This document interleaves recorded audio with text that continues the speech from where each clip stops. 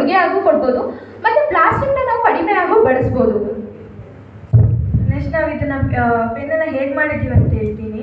Normal ಆಗಿ ಈಗ refill ಎಲ್ಲ ಅಂಗಡಿಗಳಿಂದ ಮಾಮೂಲಿಯಾಗಿ ಸಿಗುತ್ತೆ. ಆ ರಿಫಿಲ್ನ ತಗೊಬಂದು ನಾವು ನ್ಯೂಸ್ ಪೇಪರ್ನೆಲ್ಲ ಓದಿ ಅಲ್ಲೇ ಮನೇಲಿ ಸ್ಟಾಕ್ ಇಟ್ಟಿರ್ತೀವಿ. ಅದನ್ನು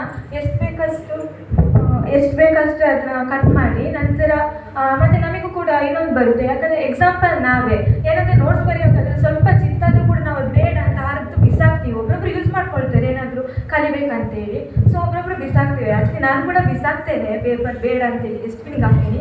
ಸೊ ಅದನ್ನು ನಮಗೆ ರಿಫಿಲ್ಗೆ ಎಷ್ಟು ಬೇಕಷ್ಟು ಕಟ್ ಮಾಡಿಕೊಂಡು ಅದರದ್ದು ರಿಫಿಲ್ ಎಲ್ಲಿಗೆ ಹೆಂಟಾಗಿದೆ ಅಲ್ಲಿಂದ 1 ಸೆಂಟಿಮೀಟರ್ನ ಸ್ಕೇಲಲ್ಲಿ ಅಳತೆ ಮಾಡ್ಕೊಂಡು ನಂತರ ಅಲ್ಲಿ ಕಟ್ ಮಾಡಿ ಅದಕ್ಕೆ ಯಾವುದೇ ಸೀಡ್ಸ್ ಬೇಕಾದರೂ ಹಾಕ್ಬೋದು.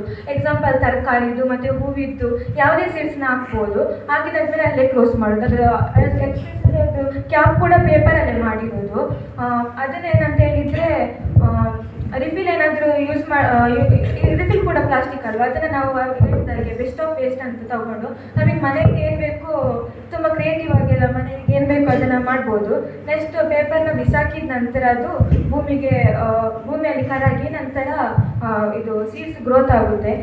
ಎಕ್ಸಾಂಪಲ್ ನಾವೀಗ ಪ್ಲಾಸ್ಟಿಕ್ನ ನಾವು ಬಳಸ್ತಿದ್ದೀವಲ್ಲ ಅದನ್ನು ರಿಯೂಸ್ ಮಾಡೋಣ. ಯಾಕಂತ ಹೇಳಿದರೆ ಇನ್ನೊಂದು 10 ವರ್ಷ ಆಗೋದಕ್ಕಿಂತ ಮುಂಚೆ ನಾವು ಪ್ಲಾಸ್ಟಿಕ್ನ ನಿಷೇಧಿಸಲೇಬೇಕು. ಯಾಕಂದರೆ ಪರಿಸರಕ್ಕೆ ತುಂಬಾ ಹಾನಿಕಾರಕವಾದ ವಸ್ತು.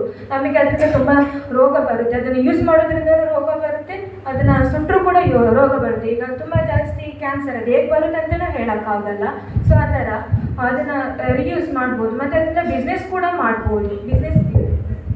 ಈ ಪೆನ್ನ ಎಕ್ಸಾಂಪಲ್ ಇಟ್ಕೊಂಡು ಈ ಪೆನ್ನಿಗೆ ಒಂದು ಎಕ್ಸಾಂಪಲ್ ಆಗಿ 3 ರೂಪಾಯಿ ಕೊಟ್ಟು ಒಂದು ಪೆನ್ನಿಂದು ಬಿಸ್ನೆಸ್ ನಾವು ಶುರು ಮಾಡ್ಬೋದು. ಮಾರ್ಕೆಟಿಗೆ ಬೇಡ ಪೆನ್ನಿಗೆ ದುಡ್ಡು ಕೊಡಲಿಲ್ಲ ಇದನ್ನ ನಾವು ಪರಿಸರ ಸ್ನೇಹಿಗಳಿಗೆ ಒಂದು ಉದಾಹರಣೆ ಕೊಟ್ಟು ಈಗ ಇಲ್ಲಿದು ಪ್ಲಾಸ್ಟಿಕ್ಕಿಂದ ಪರಿಸರಕ್ಕೆ ಎಷ್ಟು ತೊಂದರೆ ಆಗ್ತಿದೆ ಅಂದರೆ ಅದನ್ನ ಹೇಳೋಕ್ಕೆ ಸಾಧ್ಯನೇ ಇಲ್ಲ. ಅದು ಕರ್ಗಕ್ಕೆ ಎಷ್ಟು ಕಷ್ಟ ಅಂದರೆ ತುಂಬ ಕಷ್ಟ ಇದೆ. ಬಟ್ ಇದು ಎಕ್ಸಾಂಪಲ್ ಅಲೋ ಇಲ್ಲ.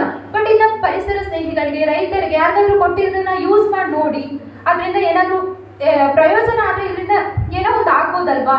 ಅದರಿಂದ ಈ ಥರ ಪ್ಲಾಸ್ಟಿಕ್ನ ತುಂಬ ಬಳಸ್ತಾರೆ, ಕಮ್ಮಿ ಮಾಡಿ ಪೇಪರ್ ಪೆನ್ಗಳನ್ನ ಮಾಡ್ಬೋದು. ಇಲ್ಲಾಂದ್ರೆ ಇದನ್ನ ಮಾಡಬೇಕು ಅಂತ ಹೇಳಿದ್ರು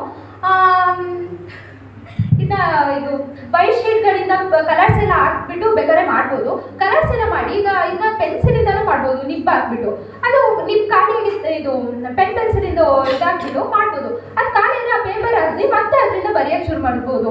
ಇದರಿಂದ ಪೇಪರು ಕರಗುತ್ತೆ, ನಮಗೆ ಯೂಸು ಆಗುತ್ತೆ ಅಂತ ಹೇಳ್ತಾ ಥ್ಯಾಂಕ್ ಯು.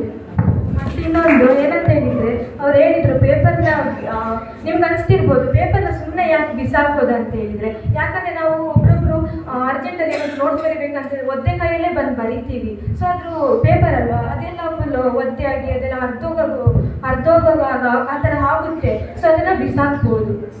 ಅವಕಾಶಕ್ಕಾಗಿ ಧನ್ಯವಾದಗಳು.